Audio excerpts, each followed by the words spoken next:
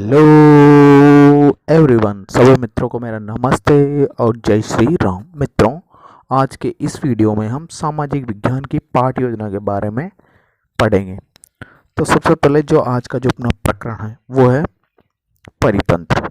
तो चलिए शुरू करते हैं बिना किसी देरी के आज के इस वीडियो को। सबसे पहले जो आपकी दैनिक पाठ योजना डायरी है, इसके ऊपर ही ऊपर आपको पाठ योजना का क्रमांक डाल लेना है। आपका जिस विद्यालय में इंटर्नशिप प्रोग्राम या बीएड का प्रशिक्षण प्रोग्राम चल रहा है उस विद्यालय का आपको नाम लिख देना है। उसके पश्चात में आपको दिनांक लिख देने की दिनांक कौन से दिनांक को आप पाठ्य योजना बना रहे हैं। विषय आ जाएगा आपका सामाजिक विज्ञान, क्लास आ जाएगी जिस क्लास में आप पाठ्य योजना बना रहे हैं तो वो क्लास आ जाएगा, और कक्षा जो आप जिस कक्षा की पाठ्य योजना आज अपन बना रहे हैं कक्षा 7 की पाठ्य योजना कक्षा 7 आ जाएगी। उसके पश्चात आ जाएगा आपका नाम। जो भी छात्र अध्यापक या अध्यापिका है तो आपका नाम लिख दीजिए आप। तो जैसे मैंने लिखा है दीप्ति सैनी, उसी तरह से आप अपना नाम लिख दीजिए। समयावधि 30 मिनट या 45 मिनट कुछ भी हो सकती है, आपके हिसाब से लिख दीजिएगा। जो आपका प्रकरण है वो है परितंत्र। इसके पश्चात आप हेडिंग डाल लीजिए शिक्षण उद्देश्य। तो शिक्षण उद्देश्य से तात्पर्य ये है कि छात्र अध्यापक बच्चे को जो चीज़ सिखाना चाह रहा है या शिक्षक बच्चे को जो चीज़ सिखाना चाह रहा है उससे बच्चे के अंदर क्या परिवर्तन आएगा या बच्चे में वो क्या परिवर्तन लाना चाह रहा है। उसमें बच्चे में जो परिवर्तन होगा तो वो परिवर्तन निम्न हो सकते हैं। जैसे पहला शिक्षण उद्देश्य है तो शिक्षण उद्देश्य के अंदर आपको 3 कॉलम में आप 2 कॉलम बना लेने। जो पहला कॉलम बनेगा वो शिक्षण उद्देश्य, दूसरा हो जाएगा अपेक्षित व्यवहारगत परिवर्तन। जैसे अगर ज्ञानात्मक शिक्षण उद्देश्य छात्र ने ग्रहण कर लिया तो उसके अंदर ये वाला परिवर्तन दिखेगा। तो इससे पहला जो परिवर्तन है ज्ञानात्मक कारण, विद्यार्थी परितंत्र के अर्थ श्रृंखला या विभिन्नताओं जिसके बारे में प्रत्यास्मरण कर सकेगा। विद्यार्थी परितंत्र से संबंधित विभिन्नताओं का प्रत्याभिज्ञान कर सकेगा। सेकेंड है अवबोध, अवबोध के कारण उसके अंदर विभिन्नताओं को स्पष्ट कर सकेगा।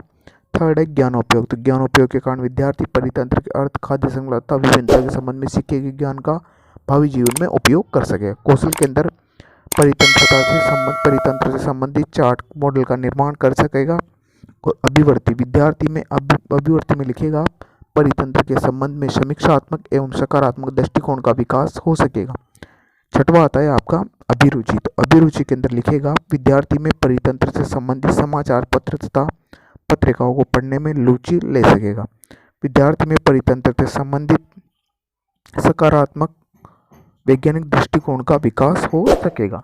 इस तरह से आपको ये शिक्षण उद्देश्य 6 के 6 लिख लेने हैं। इस प्रकार से मैंने ये लिखे हैं उसी प्रकार से आपको ये 6 के 6 शिक्षण उद्देश्य लिख लेने हैं।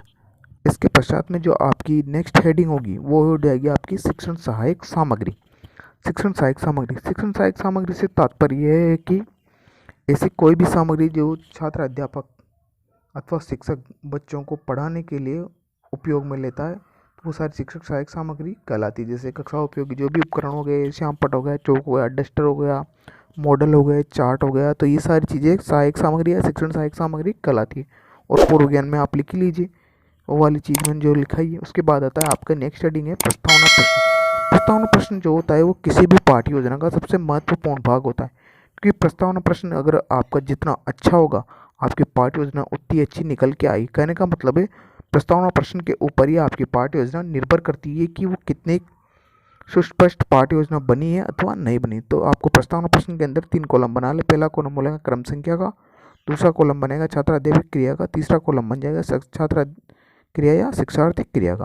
तो छात्र अध्यापिका द्वारा प्रस्तावना प्रश्न के अंदर छात्र अध्यापिका द्वारा बच्चों से प्रश्न पूछे जाते हैं। तो पहला प्रश्न छात्र अध्यापिका ने पूछा पृथ्वी के चारों ओर का आवरण क्या कहलाता है। तो बच्चे उत्तर दे देंगे पर्यावरण कहलाता है। पर्यावरण के कितना घटक है, 2 घटक है। इन 2 घटकों के नाम बताइए, जैविक अजैविक।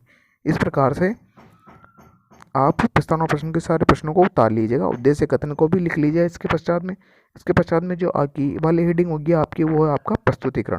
तो प्रस्तुतिकरण के अंदर आपको 4 कॉलम बना लेने। पहला कॉलम जो बनेगा आपका वो होगा शिक्षण बिंदु, दूसरा कॉलम बन जाएगा छात्र अध्यापक क्रिया, तीसरा कॉलम बन जाएगा शिक्षार्थी क्रिया या छात्र क्रिया, और चौथा कॉलम बन जाएगा श्यामपट्ट कार्य। इस तरह से आपको 4 कॉलम बना लेना है। और जो आपका शिक्षण बिंदु वाला जो कॉलम है उस शिक्षण बिंदु वाले कॉलम में जो आपका पहला शिक्षण बिंदु होगा परितंत्र का अर्थ। तो परितंत्र का अर्थ छात्र अध्यापिका द्वारा सुस्पष्ट किया जाएगा। तो छात्र अध्यापिका कथन में आप लिखेंगे, छात्र अध्यापक क्रिया वाले जो कॉलम है उसमें लिखेंगे पृथ्वी पर पाए जाने वाले जल, मिट्टी आदि सभी निर्जीव है। इन्हीं निर्जीवों के मध्य पृथ्वी पर अनेक जीव पाए जाते हैं। इन सजीवों का ये दोनों पर्यावरण के अंश है। इस प्रकार से आप इस सारी चीज़ को लिख लीजिएगा। विद्यार्थी क्रिया में आप ध्यानपूर्वक सुनेंगे, लिख लेंगे, और श्यामपट्ट कार्य के अंदर इसकी डेफिनेशन लिख लीजिए परितंत्र के अर्थ की। इसके पश्चात अपरिवर्त तंत्र के अर्थ के पश्चात में जो आगे वाले जो पेज है उसके ऊपर फिर से आपको 4 कॉलम बना लें। पहला कॉलम बनेगा शिक्षण बिंदु का, दूसरा कॉलम बन जाएगा छात्र अध्यापक क्रिया का, और तीसरा कॉलम छात्र क्रिया, और चौथा कॉलम श्यामपट्ट कार्य। उसके पश्चात में जो आपकी आगे वाली हेडिंग होगी वो होगा बोध प्रश्न।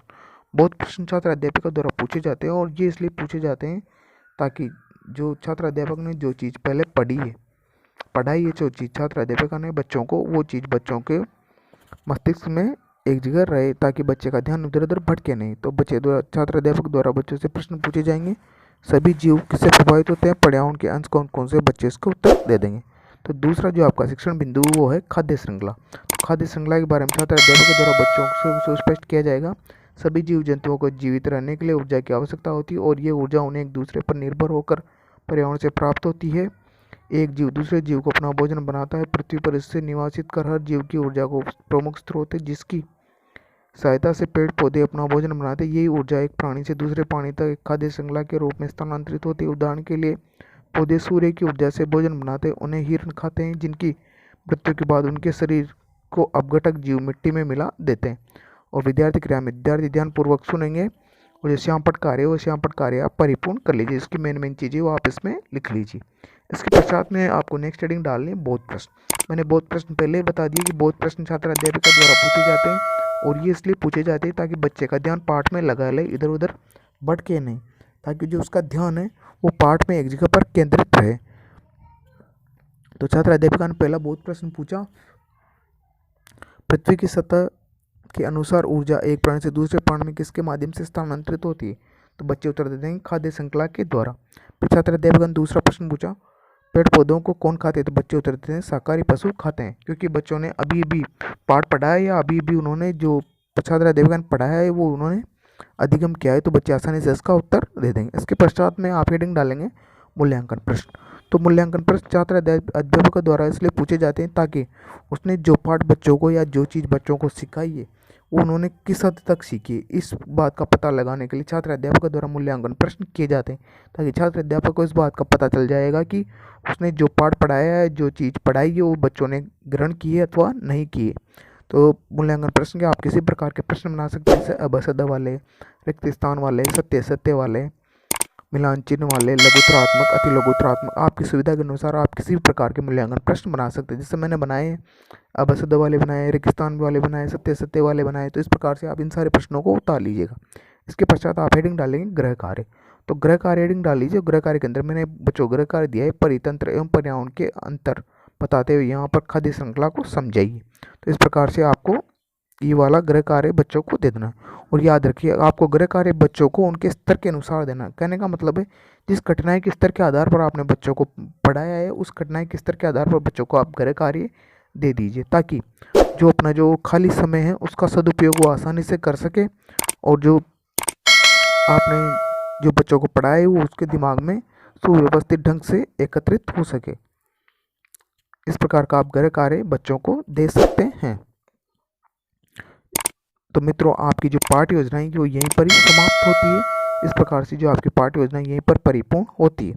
मित्रों, अगर आपको वीडियो अच्छा लगा हो तो प्लीज़ वीडियो को लाइक करें, शेयर करें, और चैनल को सब्सक्राइब जरूर करें, और जो घंटी वाला आइकन है उसको प्रेस करें, ताकि जब भी कोई भी वीडियो अथवा सूचना डाले आपको नोटिफिकेशन सबसे पहले मिले। मित्रों, पढ़ाई से रिलेटेड अगर आपके पास कोई भी समस्या है तो प्लीज़ हमारे चैनल के कमेंट बॉक्स में कमेंट करें, ताकि आपकी समस्या का समाधान जल्दी से जल्दी किया जा सके। Thanks for watching.